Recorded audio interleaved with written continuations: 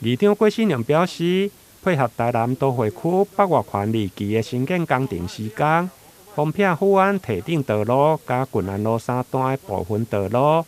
原本市府规划替代道路是咸水溪的南华堤防道路、安和路、甲第一线中正南路、甲中正北路。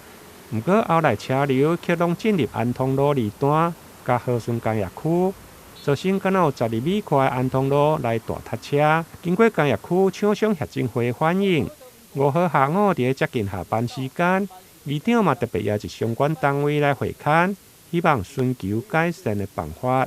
主要是北二环的施工啊，造成我们工业区的大塞车。然后我们今天特地拜托郭信良议长来帮我们主持，说看能不能大家沟通一下有没有更好的方案。但是说真的，就是可能也没办法改善的啦，因为就那个3年的震动期，我们也是要去忍耐，配合重大工程。但是期许说，因为礼拜五第一天的时候真的很夸张，就塞了2公里多啦，然后到了晚上7点20才疏散这个车潮。昨天就比较好一点，昨天就塞到这个路口。但是大概在6点半左右也是疏散车潮，有比以前比较早的原因，是因为有请警察局去规划这个安东路口的红灯秒数，绿灯多了20秒，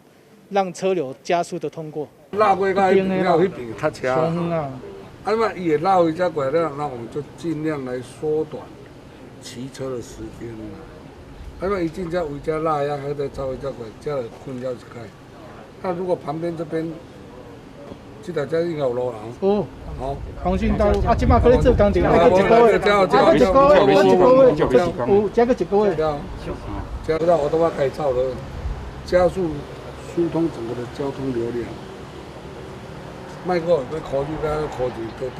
卖考虑讲，那交通指标的我们的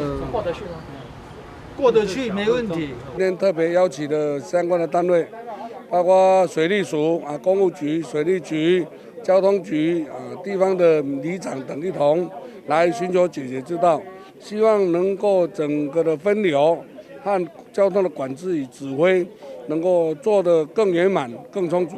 减少人民车辆的冲击以及等待的机会，让整个的开发与建设和地方的均衡发展，人民生命的安全能够均衡而且受到保障。因为府安堤顶道路是安南区到南科上下班的主要联络道路，经过营建署、水利署、加市府交通、公务加水利局等单位的沟通。虽然丰顺道路无法度来开放，不过议长嘛建议应该加强引导指挥，希望汽机车会用来分流，货机车会用对彩虹桥行自行车道，连接大港大道，莫进入和顺工业区。台南新闻林根采访报道。